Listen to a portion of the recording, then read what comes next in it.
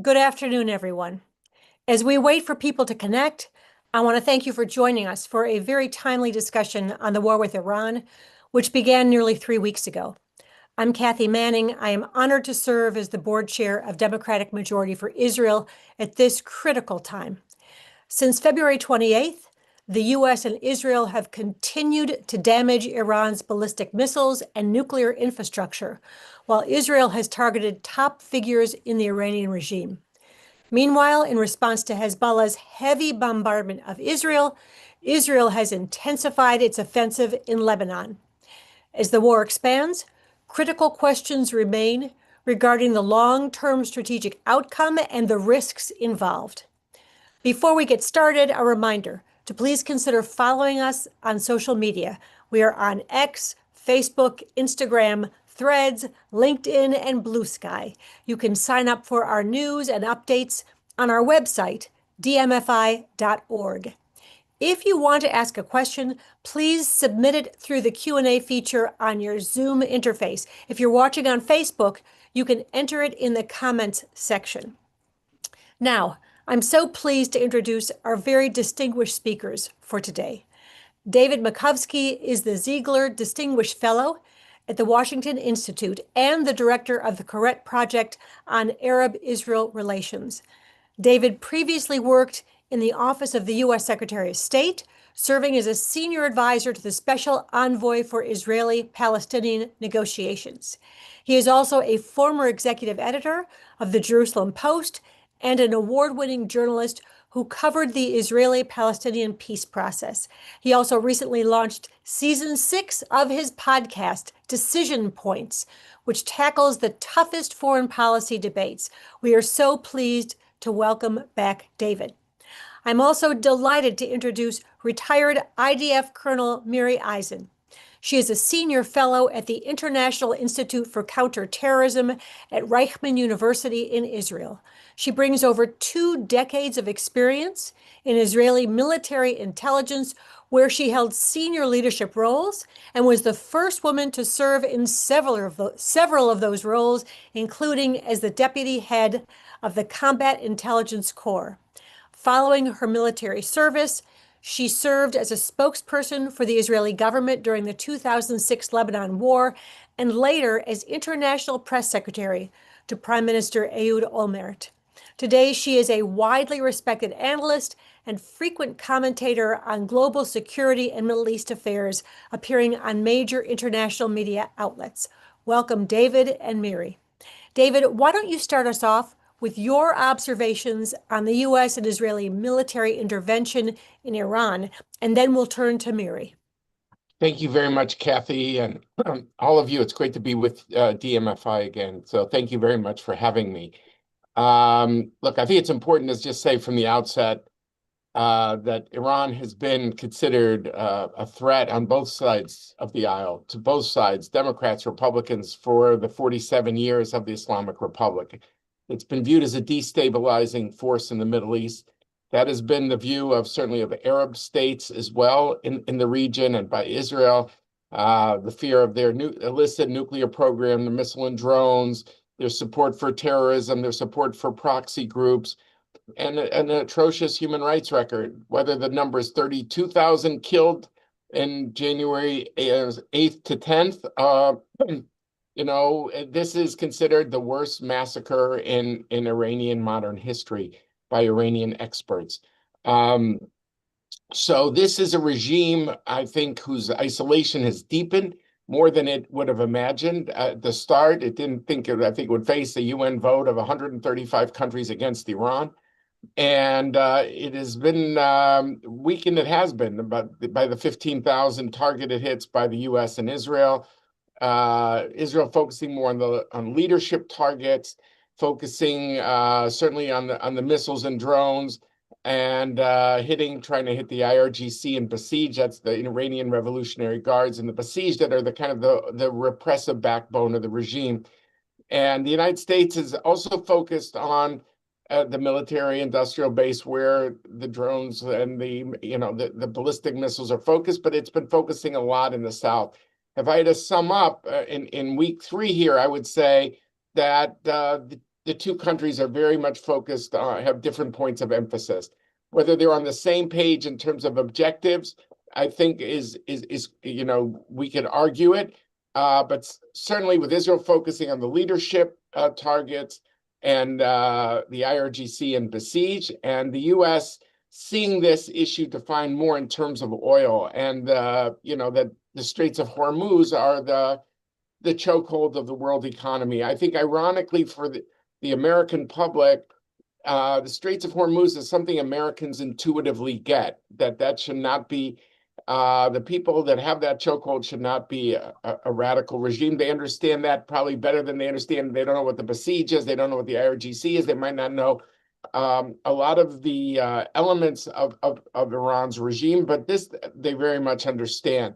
Now, does that mean that the U.S. and Israel will have a common sense of where the war ends? I think even Prime Minister Netanyahu has backed off a bit from talking about regime change. He's talking about creating the conditions for it happening down the road. I think the president, very unfortunately, is not willing to articulate or allow his Secretary of State, Marco Rubio, to articulate the goals of the attack. And I think that's hurt a lot. Is that because the president likes the limelight himself? Is it more because I think he doesn't want too strict of a definition of success, because he feels people will hold him to that, and he wants the room to maneuver to define whatever the outcome is as a political success? We don't know exactly. I think the fact that these is looking like two different wars almost. I'm not even getting into Lebanon, which I hope in the Q&A people will ask me, because I have things to say there too. But certainly on the Iran front, the double-edged sword is the short term. The American public can judge the success of the war by the pain at the pump, because they see gas prices going up. But I think what the president has to count on is that few Americans want to see this war end with Iran's, hand on that trigger of the chokehold on the world economy. So where does that leave us? If regime change, if it's more about regime weakening than it is about the regime collapse, I would say, look, we always have to be humble, because we don't know for sure. And we don't know if this ends with a mediated end, where, Russia ships out all of the Iranian nuclear stockpile, or it just ends that Trump says it's over. It's one of those two. But I think we do have to remind ourselves that Iran has no answer to the economic grievances of its public. And it will have even less answers with less, because with less resources, it doesn't have a military industry left anymore. If it's going to invest there, it's not investing in its own people. If it wants to rebuild, reconstitute its capabilities, it doesn't have an answer when it comes to water, electricity, the Iranian currency. All of those things Iran doesn't have an answer for. The world is short in knowing when there's going to be a regime collapse. No one predicted exactly when the Soviet Union would collapse. No one predicted when Mubarak's Egypt would collapse. No one predicted exactly when Assad's Syria will collapse. But we do know a weakened regime, when it's hollowed out, is not long for this world. So I'm not going to be the one to predict when it goes, but I do think it's important. And I think, look at some of the things that Anwar Gargash, the right hand of the head of the UAE, has said about, basically he's made clear that the approach of the Gulf states of just, sitting on the fence and hoping to accommodate itself to Iran, that strategy has just failed. And he says you'll see the Gulf states and Israel moving closer. Now we'll see how the war ends. There's going to be differences. We know, I'm not here to make this sound like it's going to be a honeymoon, but I think I think Gargash's comments to the Council of Foreign Relations, which were reported in the Times of Israel, are very important. And I'll just end on an American front here. Like I said, it pains me. I wish the president was able to make the argument in a more persuasive way. Yes, he's done much better with the Republicans. All this report that the MAGA people have left him doesn't seem to be true. The numbers of the Republicans are strong, but not with the rest of the country. And I think he would do much better in getting out there, getting people like Rubio out there to make the case. Why now? It happened. Why now? Because, he himself said help is on the way after 32,000 people have been massacred. Why now? Because the idea of the ballistic missiles, that after the 12 days war, people thought it was such a huge blow. They have learned to improvise. And clearly, when the president meets with the new, with the head of China, Xi, he's going to talk to Xi about, the chemicals for ballistic missiles from China. And why now? Because after the 12 days war, for all of its successes, the 400-kilogram of nuclear stockpile is still hidden beneath Isfahan, Fordow, and Natanz. So I think there's critiques that could be made on this war. I think there's no question. But I think we just shouldn't forget that the issue of Iran as a destabilizing force in the Middle East has always been a bipartisan concern. And it's something that we've seen now that the Arab states feel with increasing sense of concern, that they thought by sitting it out, they bought themselves immunity. And then what they found was that was not the case, and that approach was bankrupt. So anyway, I look forward to the discussion. I always enjoy hearing what Miri has to say, and thank you again for having me. Thank you so much, David. Miri, over to you. Well, first of all, good evening, and thank you for inviting me. I'm sitting right now next to Tel Aviv in my city, and hopefully all of you listening to us right now will not hear an alert or a siren, and I'll be able to both talk and enjoy the discussion. It's been a busy day in that sense. What you see from here is not what you see from there. I'm inside a country that has been through the last 2.5 years of war, and there's over 90% support for what's happening right now. 90%. Can you think of anything that has 90% support inside the United States? And we're talking about a war that nobody's enjoying. We're sleepless, we're zombie-ish. This is not sitting around and being happy. Don't go after the pictures of the bomb shelter with the parties. I'd rather have a party in a bomb shelter than cry, but that doesn't mean it's a happy place. And you're talking to somebody who walks to the bomb shelter and back several times a day. Why is there such consensus, and why do we understand this war in a very different way than the way in the United States? Element number one. In Israel, for us, this is the main aspect of the war that for us started on October 7th. When Hamas attacked us, when Hezbollah joined in, when the Houthis attacked us, when the Shiites from Syria attacked us, when the Shiites from Iraq attacked us, when Iran attacked us, both in April and October of 2024, remember all of that war that everybody kind of goes, at the end for Israel, it always was, not that Iran was always pulling all the strings, but as David said before, Iran, the Islamic regime, this isn't the Persian people, are the ones who, the ideology, the supplying of the weapons, the training, their prize pupil, Hezbollah, that on March 2nd in this campaign chose Iran, the Islamic regime, over Lebanon, the country that they live in. And that's after Lebanon, the country that they live in, the Lebanese government, the Lebanese public said, don't join in, and Hezbollah joined in. So here we are right now, after we're on the end of the 19th day in that sense, into those 3 weeks. And from the Israeli perspective, the military goals are very clear. We don't talk here about the regime change in the way that I've seen it being discussed in North American media. Here we talk about the whole list of targets, and everybody goes, didn't you do it in the 12 days? And I'm like, you really aren't military people, and you really look at it like you can just demolish everything in 12 days and it's all gone. The Islamic regime invested 47 years in building nuclear capabilities that were attacked in the 12 days, and many of them were very diminished, but not all of them were destroyed. In addition to that, they invested an enormous amount in platforms. That's not just missiles and drones, it's the warheads themselves. Israel is sitting here being attacked by cluster bombs. These cluster bombs are coming in warheads that can be 10.5 warheads, cruise missiles, ballistic missiles, drones that have all sorts of different payloads. Not only is Israel attacking, we could talk about the Gulf separately, but when we talk about what we're attacking in that sense and why we started joint. It's a joint operation, Israel-US. It's not Israel and the US joint. It's not the US and Israel joint. It was a joint planned operation from the start. It was a separation of where Israel has the advantage, where the United States has the advantage. For us, it's also 1,000 miles away. For you, it's on the other side of the world, but it isn't that we border it. And in a moment, I'll talk about what we border, because we do border Lebanon, and Hezbollah joined in on March 2nd.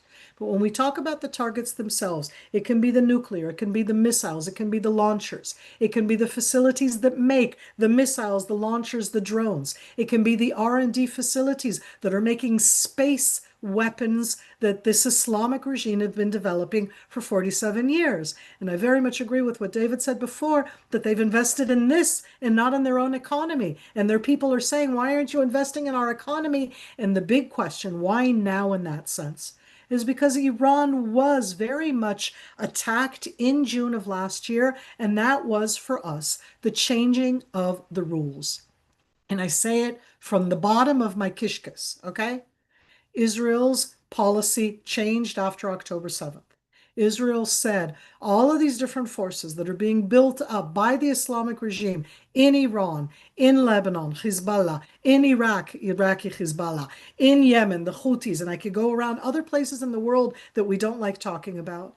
The fact that they're building them up as a rogue state in that destabilizing, in that terror aspect, enough of the Islamic regime defining the rules of the game.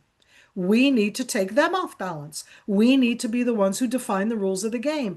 And I think that that started already in 2024 when Israel went on the initiative against Hezbollah in the first campaign until the ceasefire of November 2024. It continued with the very large-scale operation that took place in June of 2025, which was against those nuclear capabilities. Do any of you want to see this Islamic regime with any kind of nuclear capability? And it's continuing now.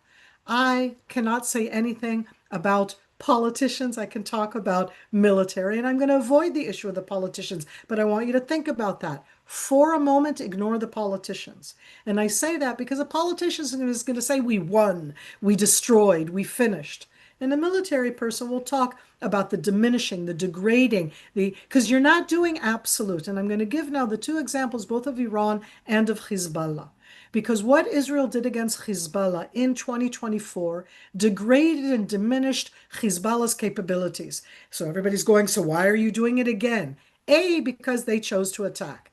And B, because in that diminishing and degrading of the military terror capabilities that Hezbollah has held, all of them, because of the Islamic regime, supplied by the Islamic regime, paid for by the Islamic regime. And I'm adding something else just right now, that from the ceasefire, November 2024, and until right now in February 28th, in the year that passed, the Islamic regime wanted to resupply Hezbollah with more weapons, with more drones, with more missiles, with everything that they had used. And they couldn't. And they couldn't because there was regime change, both in Syria and in Lebanon, meaning Israel's military operation against Hezbollah in 2024. And that's a military operation. And there's nothing nice about war anywhere.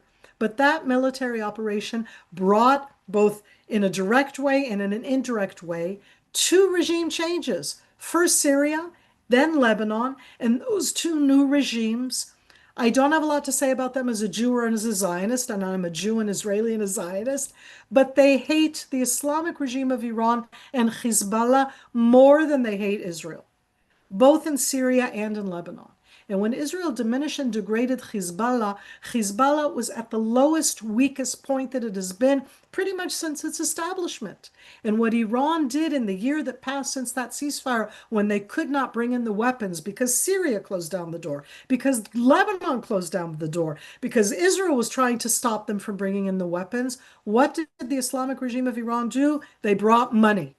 And they gave $1 billion. And that's $1 billion that they haven't put into their own country again. When we look back at what's been happening domestically in Iran, with everything going on, no water, no electricity, the country is falling apart. They took $1 billion to give to their proxy Hezbollah. So one of the targets that Israel has been targeting in Lebanon specifically, Hezbollah, has been the Hezbollah banks. So that it's not just the money flow, it's also who gets paid. So I went off, I'm going to come back. That targeting that I said, I want to be systematic. The nuclear, the weapons, the missiles, the launchers, they've had a lot of years. People are always like, how long can this go on? And I hate to say this, I'm the one who's sitting inside Israel. But after 3 weeks, you haven't taken out all of the launchers, but you've taken out a lot of them. So instead of firing 20 or 40 or 60 missiles, they can only fire one at a time, two at a time. Every time that they fire them, I am sure that we are hunting those missile launchers. But aside from the launchers, you're going after the arsenals of weapons, against the drones, against all the different capabilities. And yes, Israel has been targeting from the beginning of this campaign in a very systematic way the leadership of the Islamic regime, Khamenei from the beginning, on that opening stage, the Iranian Revolutionary Guard, and all the different forces that are the domestic forces that were the ones, can I use the word, oppressing the Iranian people for so many years. And that means attacking the police stations and the different, it's like, and that's, yes, that's part of the campaign, but from the Israeli perspective, that's part of it. That main aspect is still going against all of the physical elements that both Iran holds and held. And as soon as Hezbollah joined in, it's doing it to Hezbollah. Hezbollah, we degraded pretty much 70%. I'm giving as a number. That's what the IDF put out at the time when the ceasefire was signed in November 2024. But that means that 30% is left. For a moment, and I know statistics are not what you want to talk about right now, but that 30% that was left is twice the amount of weaponry that Hamas had on October 7th when they attacked. That was what was left to Hezbollah. And the type of weaponry that the Islamic regime of Iran had directly supplied to Hezbollah in Lebanon is qualitative edge type things, including, for example, very exact ATMs, advanced different types of anti-tank missiles. And those ones, from March 2nd, Hezbollah has been trying to use against Israel's northern border. And as I sit here right now, alerts coming in from the north. Hezbollah is trying to make the north an area that you can't live in. And what Israel said, I said, we're changing the rules of the game. We don't up and evacuate our own people. We will go into Lebanon, into those areas where Hezbollah is firing those direct attacks against Israeli communities, and we're going to get those weapons. We said in advance that we were going to do that. We told the villagers to leave. Villages and towns and cities, oh my God, hundreds of thousands of people have left in Lebanon. So you can look at it at the two sides. You want to read the Lebanese, it's about refugees. Can I give you the other side? We're telling people to leave because we're coming in. We want to save their lives. We're going to go in. We're going to get to the weapons that the Lebanese armed forces, UNIFIL, the worst, I'm not going to go down that road right now, had not done before. So I give you that new idea.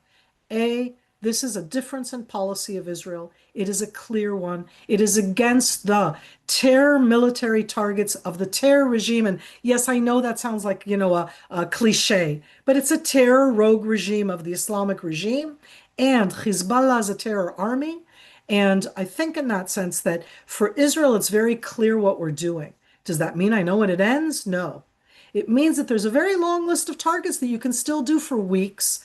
But if you finish next week, you finish next week. In the meantime, you're going through that list of targets.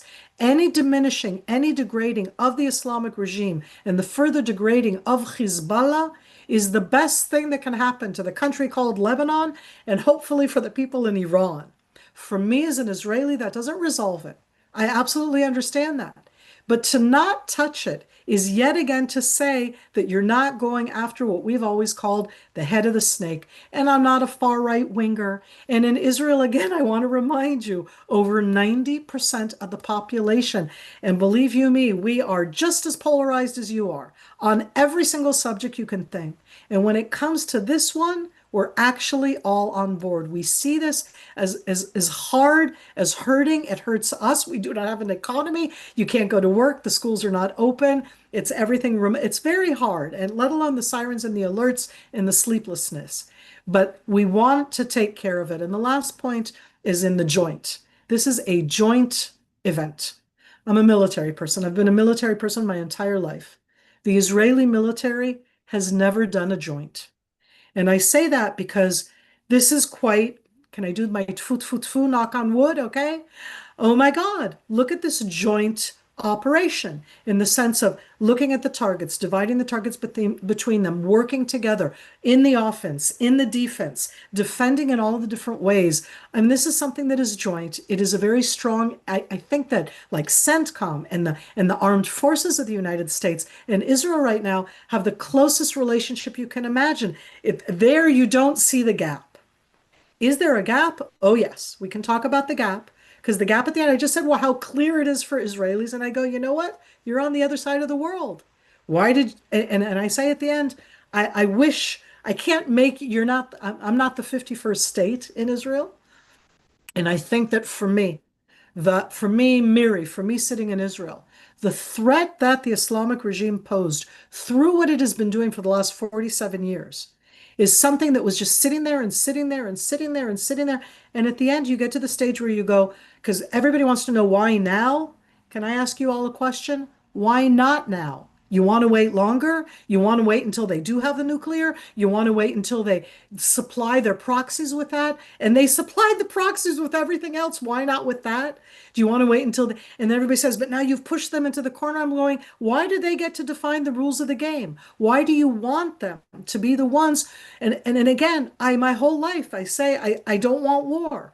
But I sometimes think that that necessary action of the why now, that combination of what was happening inside Iran, of the weakness that happened after we attacked Hezbollah, after we attacked Iran, and showed that you could do that, it's to further weaken them so that they're not the ones defining the Middle East, the destabilizing of the Middle East, the rogue country around the world. I'll stop at that. Thank you so much, Miri. You've given us a real picture of what's going on in Israel and how you see things so differently and how the Israelis are seeing things so differently. So thank you for that. Before I have two questions to ask before I turn it over to Rachel to open up the other questions. And I do want to say, David, that there are condolences to you in the chat for the loss of your father. We discussed it before we opened the webinar, but I just want people to understand that you've had a terrible loss, and our hearts go out to you. So let me ask first about the comments that have been coming out of the Gulf states, that they want to see this war through to the end so that Iran can no longer be a threat to its Arab neighbors. Is this surprising to see this development, and how do you think that's going to impact the way these countries interact with each other, with Israel, and will this impact the willingness of the U.S. to stay in this war longer? David, you want to take that first? Yeah, thank you, Kathy. Look, and thank you for the kind words about my dad. I appreciate it. I would say, look, the following, that when I was referring to Anwar Gargash, the top advisor of the UAE, and he basically saying, look, you know, this is not going to heal so easily between the Gulf states and Iran. And people are going to see how valuable Israel is. And as one Emirati said to me, a senior one, he said, we will never forget how, you know, we can't really talk about this in the media about how Israel has come to our defense, but that's what it is. And we're not going to forget that. Now, every Gulf state is different. And so I don't want to say the Gulf, because each one has their own strategy. It's clear. I think with the Emirates, it's a strategic relationship for both the U.S. and Israel and the Emirates. But I think all of these Gulf states have realized that by believing they could accommodate themselves to Iran, which I think began in 2019 after, in the Trump administration, there was an attack on a Saudi facility of Aramco with one of the top production facilities, and the U.S. didn't respond. I think I had certainly Gulf people said, David, you want to know why we're accommodating ourselves to the Iranians? Because the U.S. didn't come to our defense. And if they're not going to come to the defense of Aramco, which is such a huge production facility, they're not going to help us. So I think that the strategy of the last 7 years basically has been bankrupt. That it just, you know, believing that if, you know, you don't get angry with the Iranians will leave you alone. No, the Iranians will not leave you alone. And so we're still in the middle of this. It's hard to know for sure. You know, there's going to be complications like this thing on the, you know, the oil field yesterday. Israel said that it consulted with the Trump administration. I think the blowback from the Gulf was not a good one, and Trump himself distanced himself.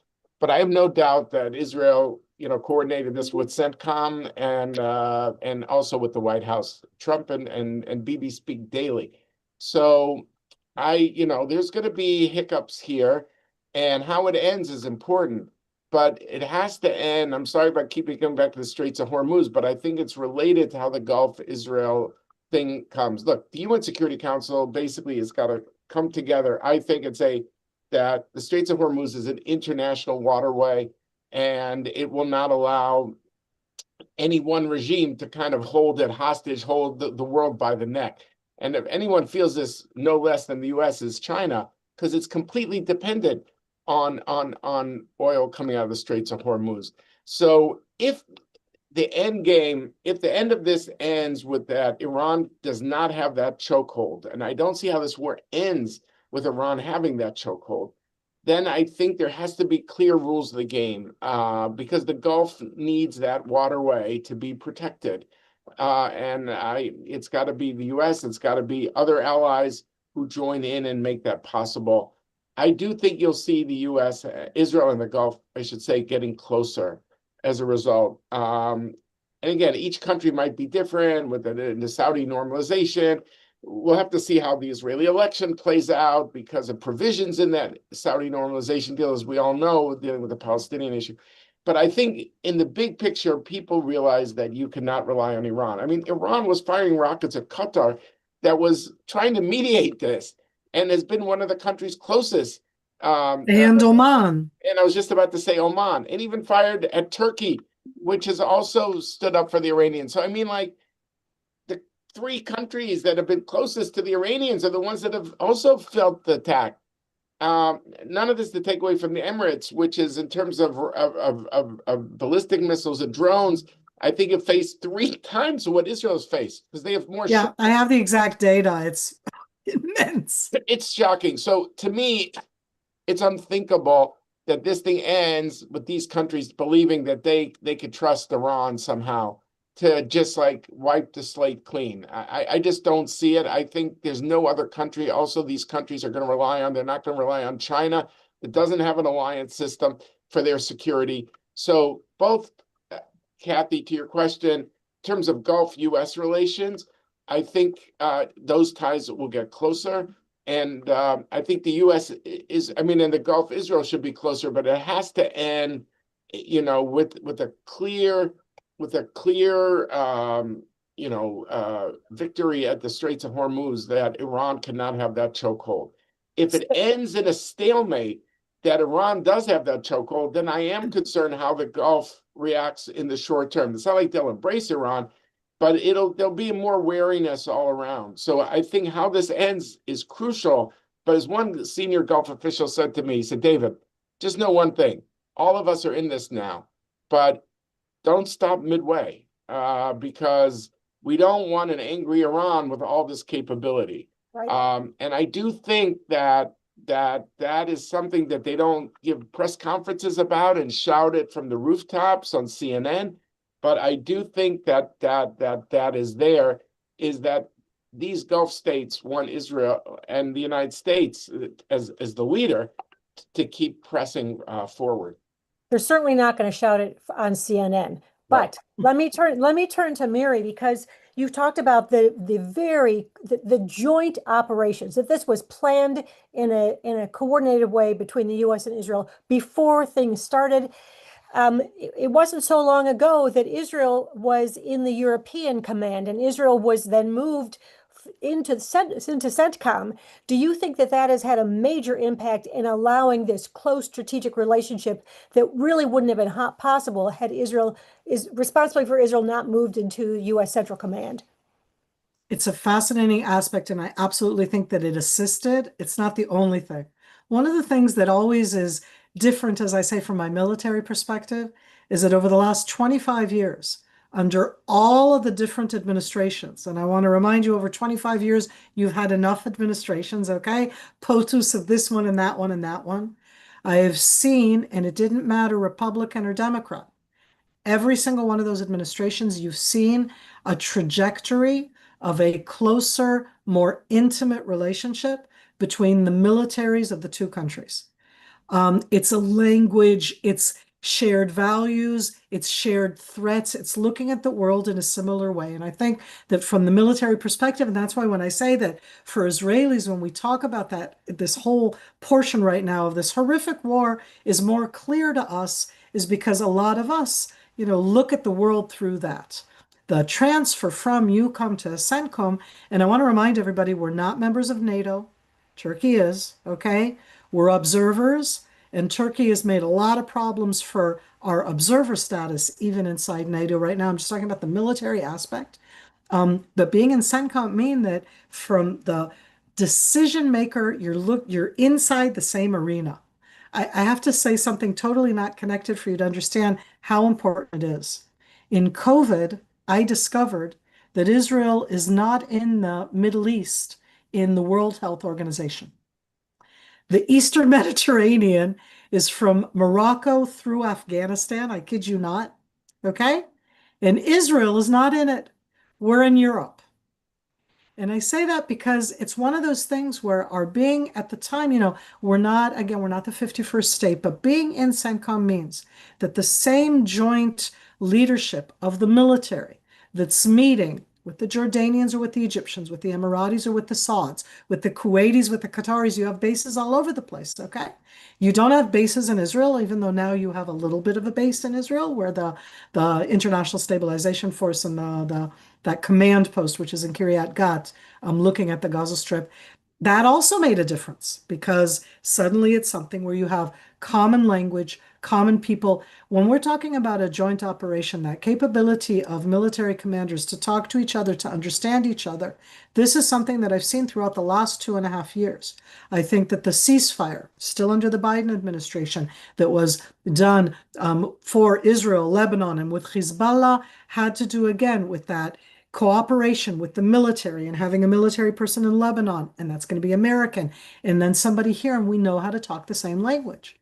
So that's definitely of importance. It doesn't have to do with, the relationship between politicians, because I saw within, in that sense, people always wonder, both about the relationship between President Trump and Prime Minister Netanyahu and what happens when you had a change of administration, okay? And when we have elections at the end of this year, and I don't know. And as I always say, I think that military security relationship is always there in the background, and it's managed to surpass any of the changes in administration. It's a very basic relationship. Thank you. Before I turn it over to Rachel for the questions that we have in the chat, David, I want you to comment on one more thing. We are hearing reports that Russia is providing intelligence to Iran in terms of targeting. And can you talk about what does that portend? I mean, having Russia providing targets to Iran, how do we see that impacting the war effort, impacting the U.S. involvement, and impacting the relationship with Russia going forward? Yeah, I think good question. I'm not sure I know the answer. I mean, some of this might be classified. Look, I think though, whatever they're giving to Iran, I think for Iran, it's not enough because Iran is pretty much isolated. No one is really fighting with them. Zelensky says, the president of Ukraine, that they are giving them these Shahed drones and that he's going to help the US and Israel with counter-drone technology, where apparently the Ukrainians have become world leaders because they've had to deal with so many Russian drones. And look, clearly Russia has benefited by the oil sanctions move because Trump has been so worried about the price of oil going up. He did a couple things that last Friday, I believe, simultaneously. He released what's called the SPR, the Strategic Petroleum Reserve, got other countries to release part of their reserve. But in so doing, he also exempted, I think, Iran from Russian oil for sanctions, which angered the Germans and other Europeans who were trying to, keep, of course, Russia's oil under sanctions. But Trump is worried about the price of oil. So I think Russia's been a beneficiary, you could say, in a certain way at the margins. But I think for Iran, it's small comfort because in the big picture, it has not eased their isolation, not with 135 countries at the UN. All the Arab states basically furious at them because they're lashing out in every which direction, and no one is coming really, to fight alongside Iran the way the U.S. and Israel are fighting with each other, not the Russians and not the Chinese. So I think this war has really exposed Iran's isolation, and they're their own worst enemies. They didn't have to hit 11 countries the way they've done. So, I think they've played a bad hand pretty poorly in this regard. Thank you. All right. Hey, I mean, I think you're feeling sorry for them at the end, don't? No, I'm not feeling sorry for them, but it's a stunning, Miri, a stunning miscalculation on their point. It might point to like when they don't have leadership, that it's like a chicken with the head cut off kind of thing, but it has not helped them at all. I have many more questions, but we have lots and lots of questions in the chat. So I'm going to turn things over to Rachel. And let me just, as I talked to you both about before the call, there are many people who are asking, why can't we get Democrats to understand the importance of this war? And you did both talk about why now, and that was very helpful. But Rachel, I'm going to turn it over to you. Thank you, Kathy. Thank you so much. And if folks have questions, you can put it into the Q&A feature at the bottom of the Zoom screen. I'm going to start off with a question from Lisa addressed to both of you, David and Miri. She thanks you very much for your analysis. Can you both address the disconnect of the U.S. and Israel fighting a joint, well-coordinated operation, but having potentially different war goals and, at least in the case of the U.S., not having a clear articulation of the war goals and the end game? And what are the implications on timing, strategy, and narrative, and therefore public support for the war? Miri, do you want to begin? I'll jump in and then I'm going to let David go because I think, again, that it's easier for me as an Israeli. I think that the best way to address this question to Lisa and to all of the people listening in on right now is to do something which for me is easy because I'm a military person.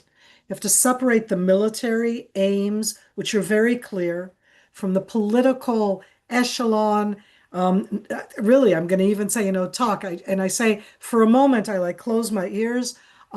I know that right now, as I'm sitting here right now, and happily in this conversation, I'm not listening to the Israeli Prime Minister who's talking in Israel right now. And I say that not because it doesn't matter if I support or I'm against him right now. I'll listen afterwards to what he has to say. Why does that matter to what you just asked right now?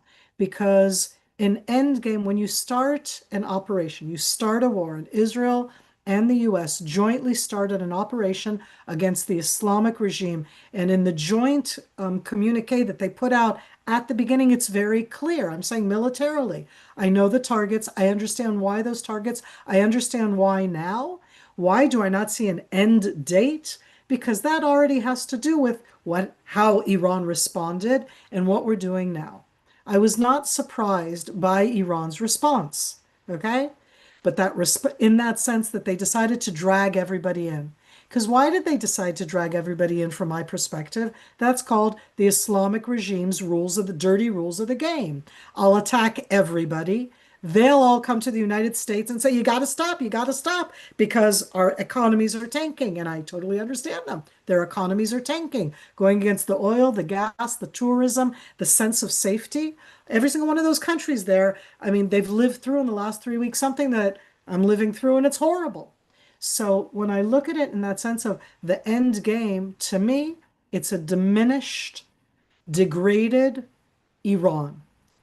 Does it mean regime change? And I'm saying that from the Israeli perspective. Not necessarily. But all I want right now is in that diminished thing, and I think David said this at the beginning, is that in its rebuilding itself after this is over, and it can be over next week or in 2 weeks with those military targets, okay? When this is over, and again, I'm saying from the Israeli perspective, this isn't taking enough into account what is so central, which is the Straits of Hormuz, I admit, okay? And I realize how important that is. But when I look at it from that Islamic regime point of view, I want to see if the regime the day after, okay, decides to put the next $1 billion into resupplying a Hezbollah and into rebuilding its own outside that, nuclear and different capabilities, or is it going to sit and say, okay, they always talk about the fact that they have 6,000 years to do things. 6,000 years, okay, so in another 100 years, they'll go back and try and do something else. It's about their priorities. And so for me right now, I don't expect to suddenly see, certainly not democracy. That's never been the terms that I've looked at. But it's to see a regime that is not focused in its ideological main aspect on the annihilation of the state of Israel.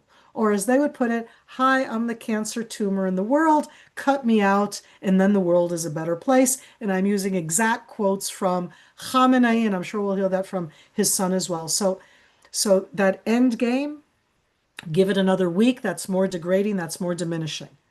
When it comes to the Hormuz Strait, we're the secondary partner, meaning Israel now has started to do some attacks in the south, but it was pretty much we were doing the north and the west, and the United States was doing the south. It's almost what you could call in military terms, splitting up the arenas.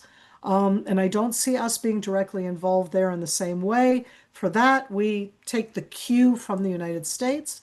And again, I so understand, how do you say Mitsuka? The Yeah. Mitsuka, Predicament. the predicament, okay? And I understand that. And yet here I am saying right now from my Israeli perspective, this predicament is one that you could say, let's put it off, and then they get to define the date when it happens. It would have happened as far as I'm concerned in any case. Their chokehold, the targets that they used, everything that they're doing is what they were going to do. And I prefer it to be with the initiative of the United States and Israel and changing the rules of the game than in the Islamic regime using all of the proxies and doing it on their own. I'm not sure I really answered the question. Can I try a little bit, Rach? Look, Please. for the United States, again, I mean, the middle, as I say, I'm not contradicting Miri here at all. I mean, I see the battlefield successes as completely necessary. To me, the world without that is going to be a chaotic Middle East where the Gulf states cannot export their oil. The world economy will suffer. It is critical that this war end in a way that is viewed as a defeat for Iran in this regard, and that the world economy can proceed apace. But it's sufficient. It's necessary, but it's not sufficient. You're going to have to keep the pressure on. You're going to have to talk to the Chinese, for example, not to give chemicals that they've been supplying to reconstitute their ballistic missiles. And I was in Israel and I got a briefing along with my colleague Dennis Ross on a very high level. And he said, look, David, they've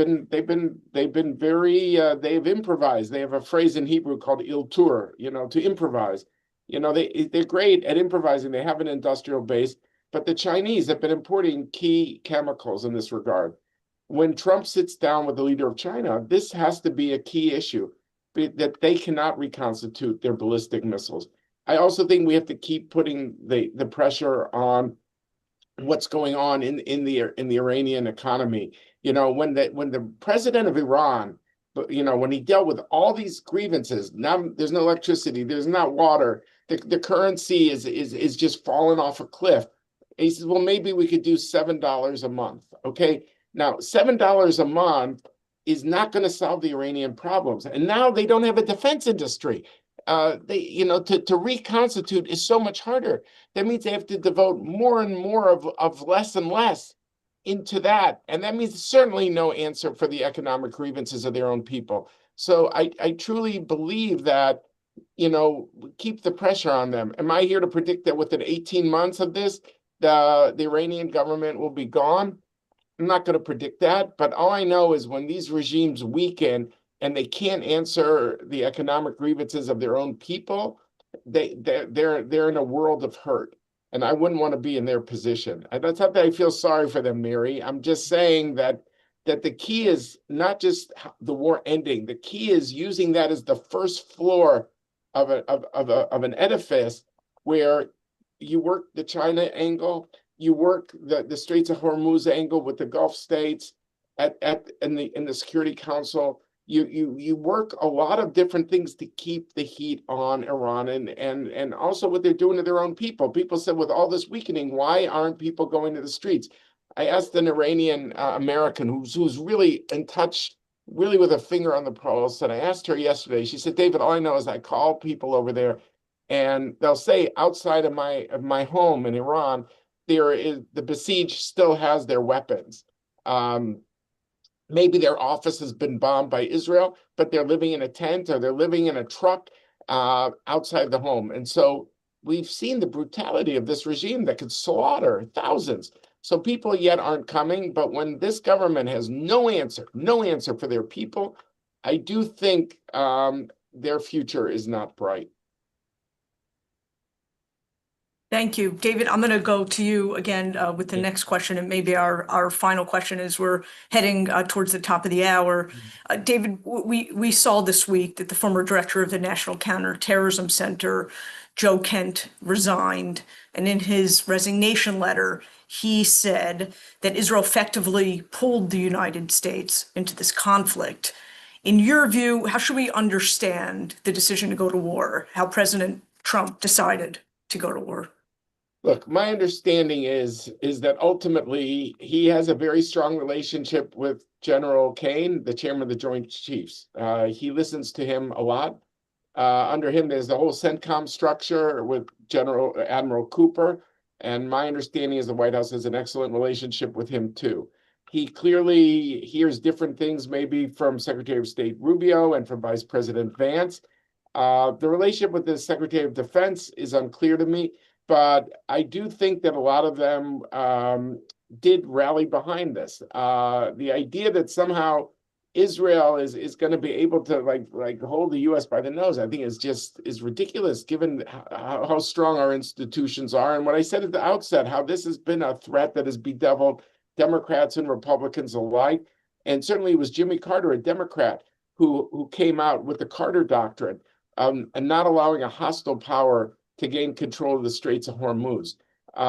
So I really think it's horrible that using anti-Semitic tropes and linking things to saying that Israel led to the Iraq War. Everyone knows in 2003, Israel thought then that Iran was a bigger threat than Iraq. Everybody knows that.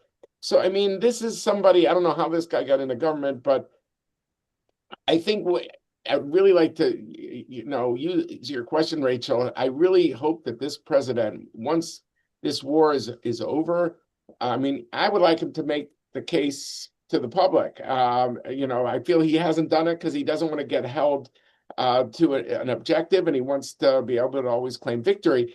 But I think after this war is over, he has to face down what I would call the Tucker Carlson, Megyn Kelly, Candace Owen wing of this party, which is not as strong as some of the people in the media want to make it out, because we've seen among Republican voters how the support for this war is huge. But only the president can make the case, like he did to the Atlantic magazine on the first day of the Iran of the 12-day war. He said, like, who are they? They're not MAGA. I invented MAGA.